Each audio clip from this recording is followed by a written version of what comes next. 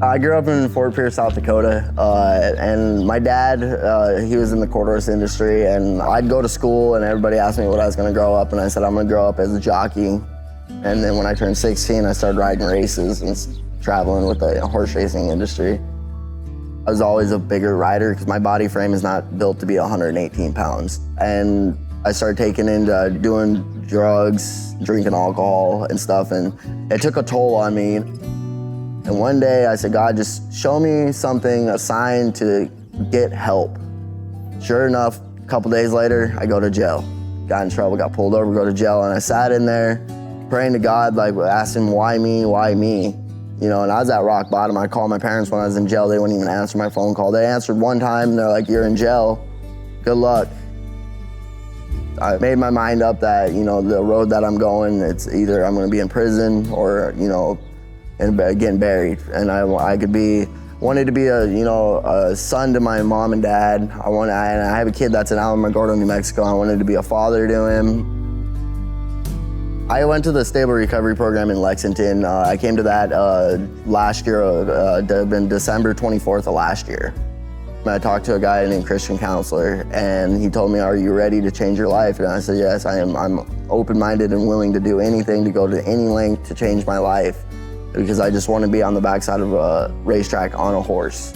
And after the 90 days that I was there and I graduated it and got my life back on track, he introduced me to Will Walden. I felt like when I first got in the barn, I felt very, very like out of place, but I felt like it was home at the same time, because I knew there was people in the barn. I knew Will really cared about me because he seen something in me that I didn't see in myself, and continue working for him, working hard. It's paying off for me. My parents, they live an hour and a half from here, and now like when I got through into that program, they actually came and seen me, and like my son, I get to talk to him. Like the last 2 years of my life, I didn't get to talk to my son because I was out in the chaos of my life. And now it's like I get to go and see him, and it's amazing because I can be a son, I can be a father, I can be a brother.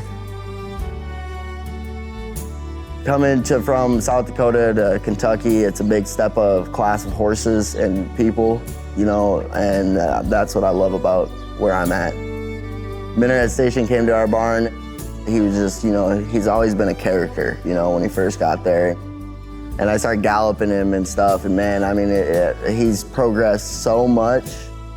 So we have a really strong connection with each other, and galloping wise, I mean, he's an unbelievable type of horse that I've ever been on.